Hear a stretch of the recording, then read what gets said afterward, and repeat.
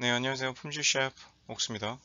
자, AT 프로세스 교육 세 번째. 이번 영상에서는 D2 작성 방법에 대해서 공유 드릴게요. 잘 따라오세요. 자, D2 문제 정의에 대해서 먼저 공유를 드릴 거고요. 그 다음에 D2에서는 리포트가 어떻게 구성이 되어 있는지, 그리고 리포트 작성 방법까지 그렇게 설명을 드릴 예정입니다. 자, 스텝 2D, 2D라고 되어 있죠.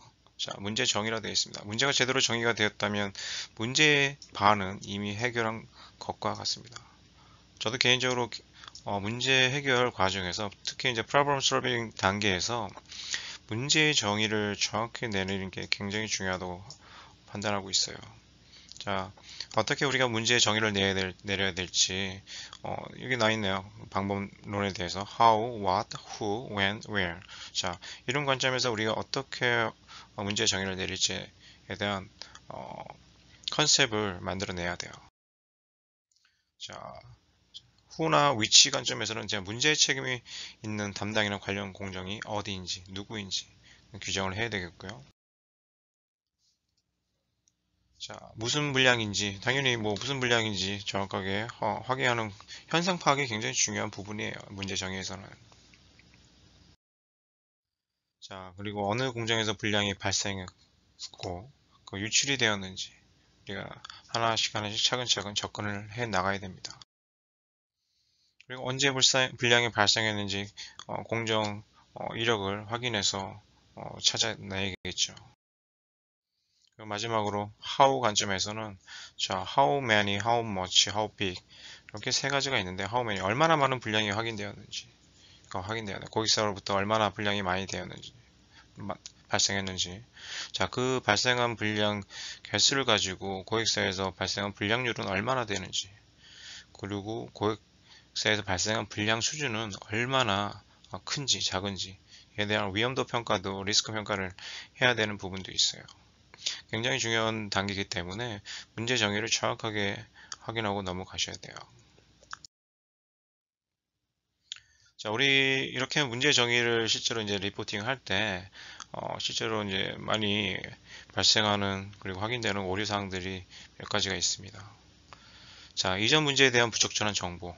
이게 무슨 얘기냐면, 자, 기본적으로 우리가 이제 문제 정의를 내릴 때 일단 현상 파악을 하고 문제에 대한 분량에 대한 현상 파악을 하고 정의를 내릴 때 기존에 발생했던 사례를 바탕으로 우리가 좀 가늠해서 적는 부분도 많거든요. 근데 이전 문제에 대한 정보 자체가 이제 좀 미흡하거나 부족하거나 아니면 잘못된 정보가 들어가 있다면 좀 문제가 될 수 있겠죠. 그리고 양품, 분량을 구분할 수 있는 사진 누락되는 경우들이 많아요. 사실 분량 사진을 많이 집어 넣었는데 아는 분들은 아시겠죠. 근데 모르는 사람들이 봤을 때 이게 어떤 부분 때문에 분량이 되는지 구분하기 어려운 부분들이 굉장히 많아요. 리포트로 봤을 때. 그래서 정확한 비슷한 각도에서 양품과 분량을 정확하게 구분할 수 있는 그런 사진들을 첨부를 해야 됩니다. 같은 말입니다. 뭐 양품 분량을 비교할 수 있게 같이 첨부를 놓고 고객 분량 접수 일자를 누락하는 경우도 있어요. 이렇게. 그리고 측정 및 생산 이력을 누락하는 경우도 있고요. 자, 분량 식별 후에 자, 수량 확인 누락하는 경우도 있고요. 자, 문제가 발생한 위치, 누구, 언제, 무엇, 어떻게 발생했는지에 대한 정보 누락. 앞서 말씀드렸듯이 우리가 이제 문제 정의를 내릴 때 what, who, where, when, how 요 총 4가지 단계에서 우리가 좀 확인을 해야 된다고 그랬죠. 5가지 단계죠.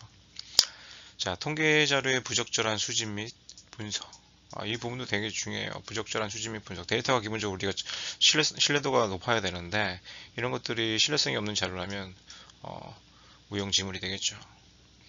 불량 영향이 있는 다른 부품들에 대한 정보 누락. 그리고 CF도 기능이 안 되고 문제의 재발 여부 확인 누락. 거의 다 누락이죠. 재발 불량일 경우에 FM이 검토 누락도 있어요. 자, 이게 무슨 얘기냐면, 자, 불량이 기존에 발생했던 같은 불량이 또 다시 났어요. 그러면 결국에는 그 당시에도 AT나 뭐 관련된 개선 대책을 실행했겠죠. 실행을 하면서 만약에 FM이 관련된 부분이었다면 FM에 업데이트도 하고 우리가 예방 조치를 하기 위해서 실행이 될 때는 또 발생이 났다는 거는 뭔가 개선 대책이 제대로 유효성이 좀 적던가 아니면 다른 문제가 원인이 있다는 얘기거든요. 그래서 재발 불량일 경우에는 FME를 초기에 다시 검토를 해야 합니다. 자, 이제부터 2D 단계에서 AD 리포트 구성이 어떻게 되어 있고 어떻게 작성하는지에 대해서 간단히 설명을 드릴 건데요. 잘 따라오세요. 1부는 제가 번역을 해놨고요. 1부는 그대로 영어인데 좀 설명을 같이 드릴게요. 자, 기본적으로 이런 형태로 좀 구성이 되어 있고요. 기본적인 제품에 대한 정보죠. Problem Description 해가지고 고객사 협력사 아이디, 파트 넘버, 컴포넌트 데이터 코드, 컴포넌트 나트 넘버. 이건 결국엔 이런 것들은 이제 추적성 관리, 트레이서빌리티를 확인하기 위해서 우리가 적는 정보 중에 하나고요. 그 불량 수량은 몇 개인지, 그 고객사의 영향성은 얼마나 큰지 작은지에 대한 부분들을 적는 부분입니다. 여기 쪽에 보면 recurring issue라 해가지고 재발이 됐냐 안 됐냐라고 묻는 항목도 있어요. 앞서 말씀드린 것처럼 재발일 경우는 우리가 FME를 꼭 확인하고 넘어가야 된다고 했죠. 자, Date of the First Detection이라고 되어 있는데요. 이 부분은 고객으로부터 불량 정보를 접수받은 일자를 작성하시면 돼요. 자, 그 다음에 그러니까 아까 설명드린 것처럼 재발 불량일 경우 기존 AT를 재검토하여 당연히 재검토해야겠죠. 근본 원인과 개선 대책이 제대로 되었는지를 확인해야 된다. 제대로 안 됐으니까 재발이 됐겠죠. 고질적으로 계속 나오는 불량도 있겠지만, 자, 고질적으로 불량이 계속 나오더라도 우리가 기본적으로 원인은 두 가지로 항상 구분해요. 이따 나중에 4D 단계 우리가 이제 근본 원인 분석 부분에서 얘기를 할 텐데, 근본 원인 분석을 할 땐 두 가지 발생 원인에 대한 분석, 그리고 우리가 발생했더라도 고객사까지 유출된 원인에 대한 분석이 있어요. 자, 고질적으로 불량이 계속 발생하더라도 우리가 유출은 막을 수 있다면 적어도 고객사 라인까지 가지는 않겠죠. 자, 그런 관점에서 우리가 개선 대책이 제대로 유효한지 검토할 필요가 있습니다. 자, 처음 발생한 불량일 경우 해당 불량이 FME 진행 시 고려가 되었는지도 검토할 필요는 있어요. 관련된 사항이 있다면요. 자, 컴포넌트 데이트 코드 부분이 있는데요. 이거는 불량 제품의 생산 라트 정보 입력을 하는 겁니다. 생산 라트 정보 입력은 무슨 얘기인지 아시겠죠? 자, 커스터머 임팩트. 자, 리스크 매니지먼트를 하는 거예요. 이 분량이 고객사로부터 우리가 정보를 받았을 때 고객사에서 얼만큼의 큰 영향성이 있을 건지. 결국엔 고객사에서 받은 영향성만큼 저희한테 돌아오는 거예요. 그 이상으로 돌아오겠죠, 임팩트는. 나중에 1대 10대 100의 법칙이라는 내용도 제가 별도로 소개를 해드릴 텐데, 이건 우리가 이제 단계가 계속 프로세스가 뒤로 가서 분량이 갈수록 그 임팩트는 점점 커지게 될 수밖에 없어요. 기하급수적으로. 자, 기능적인 불량인지, 자, 외관적인 불량인지 확인 후 고객사에 미칠 영향성을 고려를 해야 된다. 자, 그리고 이제 Supplier Detailed Problem Description이 되어 있어요. 이제 서플라이어 불량 정보를 받은 상태에서 두 가지 관점에서 우리가 이제 작성을 해야 됩니다. 자, 이 불량 현상을 우리가 기록을 할 때 who, what, where, when, how 관점에서 이제 총 다섯 가지 관점에서 우리 작성을 해야 되는데 우리 관점에서만 작성하는 거 아니에요. 자, 고객 관점에서 그리고 우리 서플라이어 관점에서 작성을 해야 된다는 거죠. 자, POW1H 기반으로 문제를 설명한다. 자, who, what, where, when 그리고 how many, how often, how big 수준으로 문제를 설명을 해줘야 돼요. 이게 결국엔 체계적으로 우리가 문제 정의를 내리기 위한 부분이기도 해요. 그 다음에 이제 defective and OK component picture로 되어 있어요.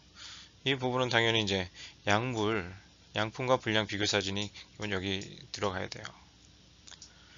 확인된 데이터와 관련된 첨부 파일들이 기본적으로 이쪽에 첨부가 되면 되겠죠.